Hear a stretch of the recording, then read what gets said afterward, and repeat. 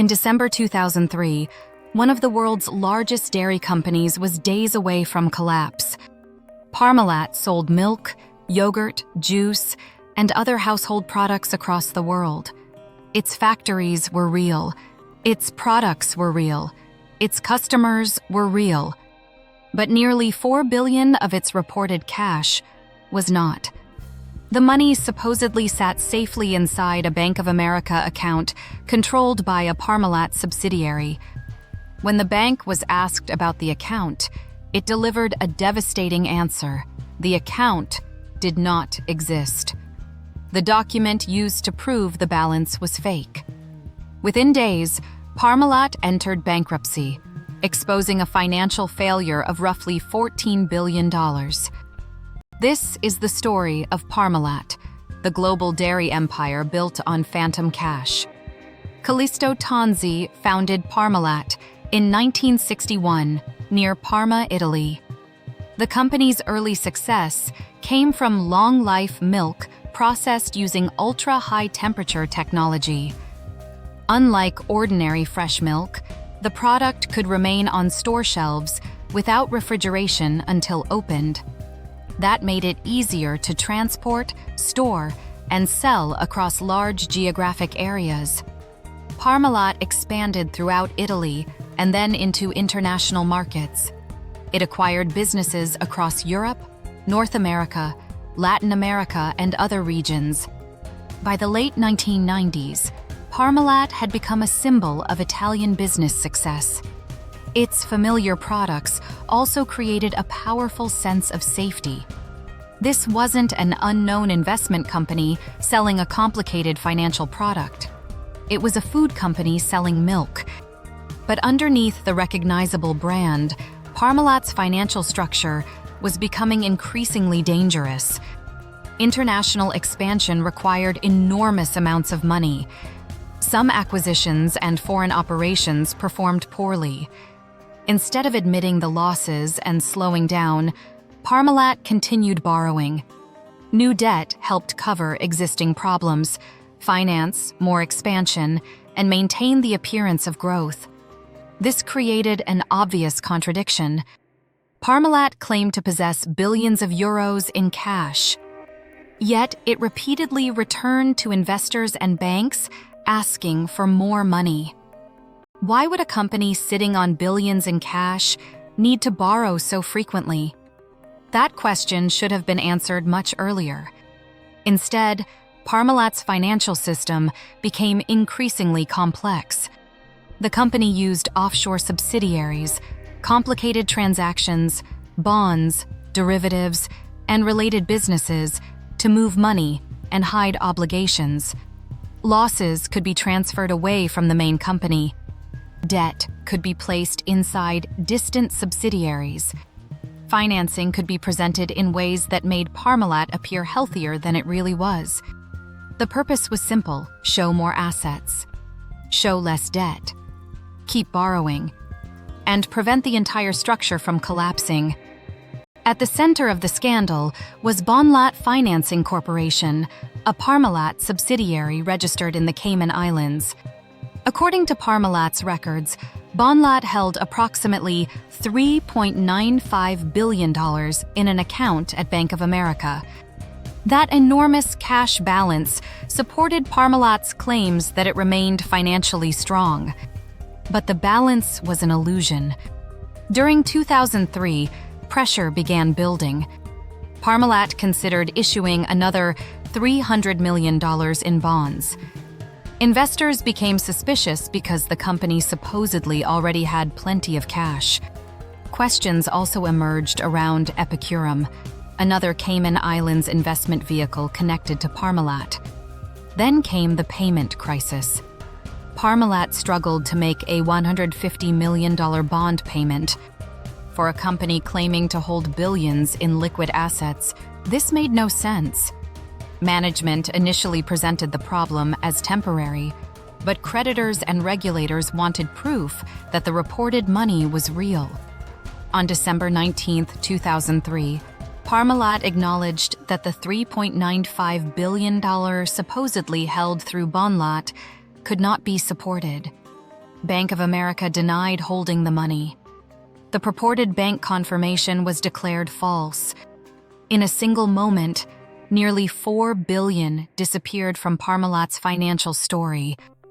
The problem was not that the company had lost the money through a bad investment. The money had never existed. Once the fake balance was exposed, confidence collapsed. If Parmalat's largest cash account was fictional, investors could no longer trust its other assets, liabilities, or financial statements. The company entered bankruptcy protection on December 24, 2003. Callisto Tanzi was arrested 3 days later. Investigators began uncovering a financial hole far larger than the original missing bank account. The wider corporate failure was eventually associated with approximately $14 billion. The false bank confirmation was only the visible tip of the deception. Parmalat had allegedly used offshore entities and misleading transactions to conceal losses and debt for years. Money had also flowed from Parmalat into businesses connected to Tanzi and his family, including tourism, media, and football interests. These outside ventures consumed money, while Parmalat continued telling investors that its finances were strong. The scandal revealed major failures beyond the founder and senior executives. Where was the board? Where were the auditors? Where were the banks and regulators? Different organizations examined different parts of the Parmalat group, but the company's complexity made it difficult for anyone to see or take responsibility for the complete financial picture. This is one of the most important lessons from the scandal. Fraud can survive when everyone assumes somebody else verified the numbers. A bank may examine one transaction.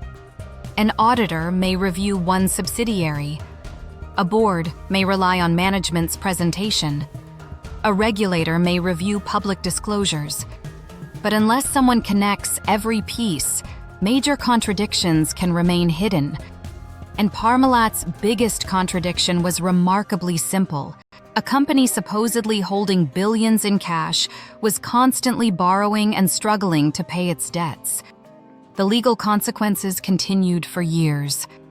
In 2008, Tanzi received a 10-year sentence in a market manipulation case related to Parmalat.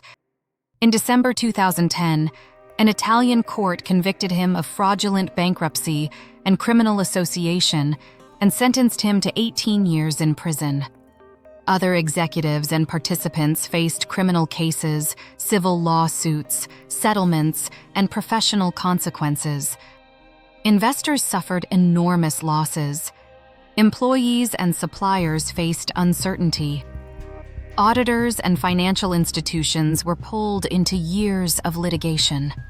However, Parmalat's underlying operating business did not completely disappear. People still purchased milk and dairy products. The company still had factories, employees, distribution networks, and valuable brands. Under new administration, viable operations were separated from the broken financial structure.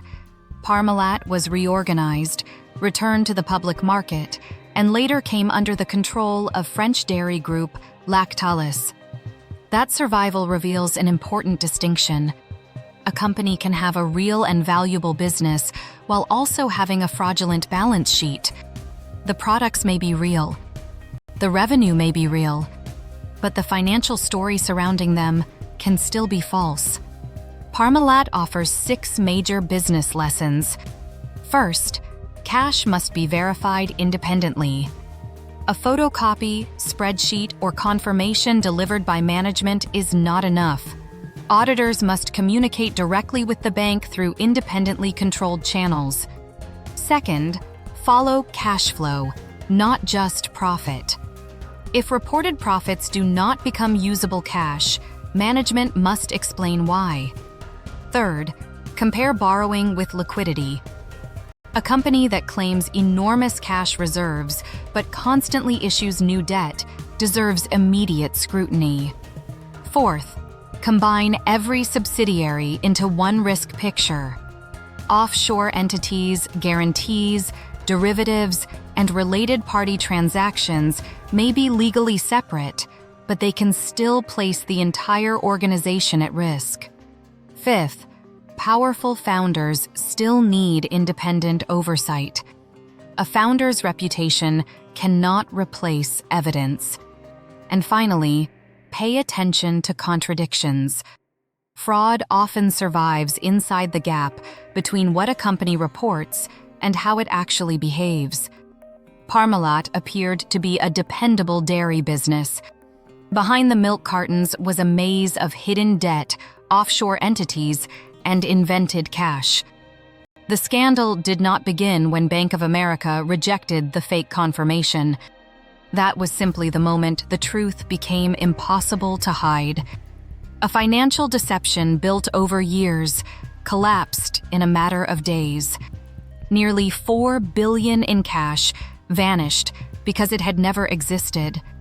And a global dairy empire became one of Europe's largest corporate failures. This is the Case Study Lab: corporate collapses, financial scandals, and business failures, one case study at a time.